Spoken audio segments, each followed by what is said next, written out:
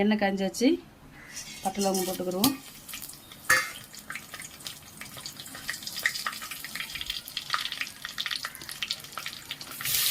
வெங்காயம் சும்மா 1/2 கிலோ வச்சு ஒரு வேளைக்கு சிம்பிளாக பண்ணுறேன்.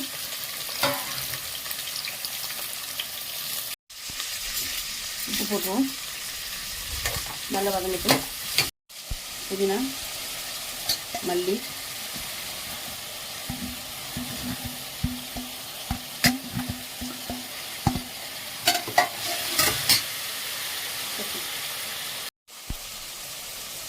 மஞ்சள் பொடி,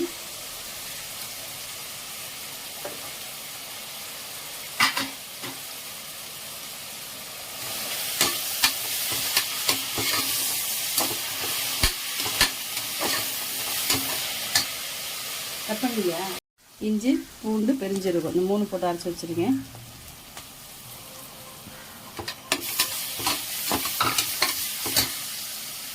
அது கூட தக்காளி போட்டுருவோம்.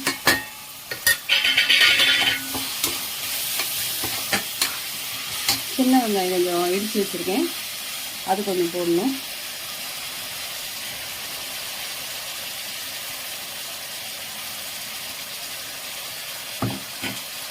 கொஞ்சம் வெறும் மிளகாத்தூள்,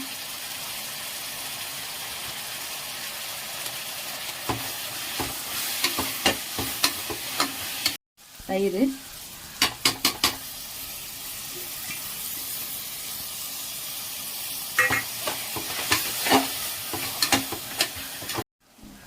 பிரியாணி மசாலா ரெடி பண்ணி வச்சுருக்கேன்.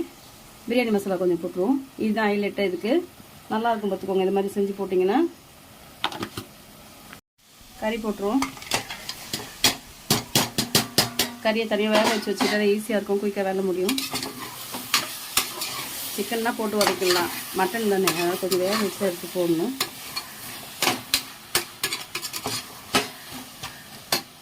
எடுத்துருக்கேன். இது 5 கிளாஸ் தண்ணி ஊற்றினா போதும். மட்டன் வேக வச்சு தண்ணி ஊற்றிக்கலாம். 2 கிளாஸ் இருக்குது மட்டன் வேக வச்ச தண்ணி. தேவையான தண்ணி ஊற்றியாச்சு. 6 கிளாஸ் தண்ணிக்கு 6 கிளாஸ் 3 கிளாஸ் அரிசினா 6 கிளாஸ் தண்ணி வரும். இதுக்கு பாஸ்மதினால 5 கிளாஸ் வச்சா போதும். நல்லா கொதிச்சுட்டு ஓகேங்களா. இப்போ அரிசியை போட்டுருவோம். கொஞ்சோண்டு லெமனு ஊற்றிடுவோம். அவ்வளோதான். மூடிட்டு ஒரு விசில் கொடுக்கணும். ஒரு விசில் கொடுத்துட்டு ஒரு தம் 5 நிமிஷம் தம் போட்டு வைக்கணும். அவ்வளோதான், முடிஞ்சிச்சு. ஓகேங்களா.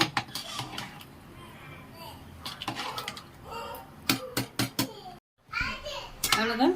இந்த லெவலுக்கு வந்த உடனே தம் போட்டுருவோம். மூடிடுவோம். வெயிட் இது கேஸ் கட் போட்டு தான் மூடுறேன். வெயிட் ஒரு 10 நிமிஷம் தம் போட்டுருவோம் சிம்மில் வச்சு. 10 நிமிஷம் கழிச்சு ஆஃப் பண்ணியாச்சு. அதுக்கு பிறகு ஒரு 10 நிமிஷம் கழிச்சு எடுத்தாச்சு. ஓகேங்களா. அழகா உதிரி உதிரியா வந்திருக்கு பிரியாணி, சூப்பரா வந்திருக்கு. ஓகேங்களா. அவ்வளோதான், பிரியாணி ரெடி ஆயிட்டு.